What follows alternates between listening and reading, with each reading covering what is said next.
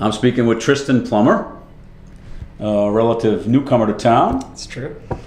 And you are on the ballot under Selectmen. That's correct. But you are asking people to vote for you as a write-in candidate for the school board. Also correct, yeah. Okay, and what can you tell us about that? You did a little bit of a change there? Yeah, so initially I decided that I would like to run for Selectmen.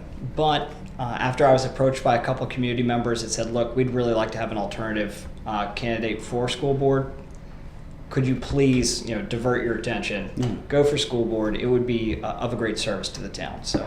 Okay, great. We've cleared that up. Now, what can you tell us a little bit about yourself here, your background, and because people don't know you as well as some of the other candidates? Sure, yeah. So I'm fairly new to the community. I'm from West Virginia.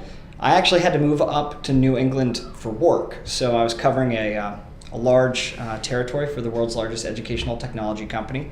I was managing 88 schools in the Northeast, and as a result, I had to move up here. I've since actually taken on a different role at a university, but I decided to stay because I love it here. So. Oh, okay. So it sounds to me like some of the skills that you have are based in the education field. What can you tell us about that? Yeah, so for the last 7 years, I've been an educational technologist. It's been my job to not just manage the day-to-day affairs of the learning management systems of a couple different universities, but it's also kind of being the visionary and thought leader for going forward with technology at a college campus. So that's what my career's been in. Okay, and can you tell us a little bit more about your background as far as have you spent a lot of time in different parts of the country or Well, not really. So I'm a rural-born West Virginia. I grew up in a small town very similar to Wakefield, although Wakefield makes my town kind of look like a metropolis. I grew up in a pretty poor family, and I eventually decided that I wouldn't succumb to rural life, and I got educated, I got a job, and I decided to move where I could make money. So. Yeah. Okay. Well, do you see from your experiences, do you see some issues if you're put on the school board that you might be able to help out with? Yeah, so I can certainly help out from advising from a technology standpoint. That's what I do in my day-to-day. But there are definitely some other things. Just because I work in technology doesn't mean that that's kind of my sole focus, right? I think that, and from what I've seen from our school board meeting, is that we have a lot of mandates from the state that we must deliver upon, specific mandates, whether it be special education or making sure that there's health education in the classroom, these types of things. But the state doesn't actually provide many resources, despite its mandates. So I think that one of the things that I would like to be a proponent of is going to the state and saying, look, if you have a mandate, we're going to need you to help fund that mandate, which I think makes a lot of sense, and it would also ease a lot of the burden on the town. Yeah. So some of these things you're talking about we do have mandates, federal mandates as well as state mandates, but the funding doesn't accompany the mandate. Right, exactly. It's basically, you are told that you must provide these services to students, and then we have to scratch our head and wonder, how are we going to fund that from our town? And that actually becomes subject to debate, which becomes problematic because it's something that you must do, right, to be in compliance with the mandates. Okay. Now, you realize that we're a small town, and because there's limited resources in terms of tax funds. And this year, there's been some issues with funding and taxes with the school budget. Sure. I mean, would you approach it in any different way, or do you think you've got some things that you could offer, some skills that you could offer to try to kind of get a hold of all that? Well, so there's a lot to unpack with that. So with the school board, personally, I think that the way that I would approach the school board is that I'm going to make sure that the kids in this community have the best education possible. They can compete with any school district in the state. Now, that comes with a lot of different programs, policies, and initiatives. And it might be up to the town to say, you know what, back it off.